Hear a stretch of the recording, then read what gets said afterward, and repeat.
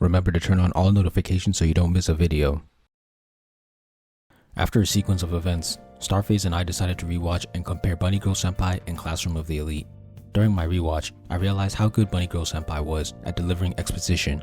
In my video on exposition, I said, sugarcoat the bitter pill. That's one method. The second method is actually inspired by Savage Book's video, Why We Love Death Note's info dumping, which is inspired by Robert McKee's book. Savage explains this as making the audience want an explanation to something mysterious that you have shown them.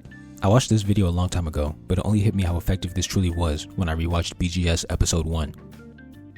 Here's a list of expositions that need to be dropped in Episode 1. Why was Mai wearing a bunny girl costume? Who is Mai Sakurajima? Who is Shoko Makinohara? What is adolescent syndrome? What is the hospitalization incident? To show you just how effective Episode 1 is, I'm gonna write a bad version. The episode starts with Mai explaining her backstory in showbiz and why she quit. Then she explains adolescent syndrome, how she's turning invisible, and why she's putting on the bunny girl outfit. Then she goes to the library and meets Sakuta. Skip to the scene with Kunimi. When Kunimi brings up Shoko Makinohara, Kunimi and Sakuta explain exactly who she is. Skip to the scene of Kunimi's girlfriend bothering Sakuta. When she brings up the hospitalization incident, she or he immediately explains exactly what it is. This would be a boring episode, and that's because the answer comes before the question. Good exposition has the question appear before the answer. Good exposition waits until the audience is curious about it and desires an answer.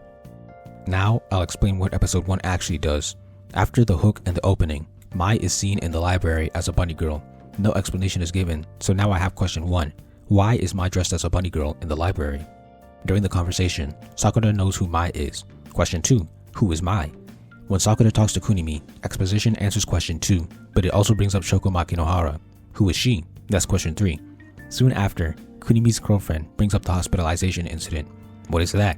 That's question 4. When Sakuta and Mai talk on the train, question 1 and 4 are answered, but now there's question 5. What is adolescent syndrome?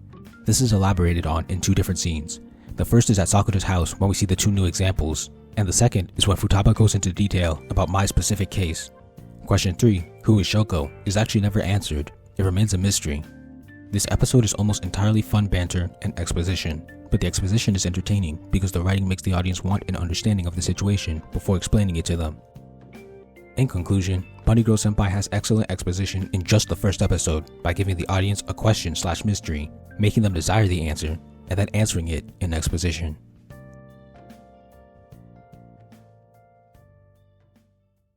Thank you for watching. Please like, comment, share, subscribe, and help me revolutionize the manga industry by buying my manga and spreading the word. All important links will be in the description.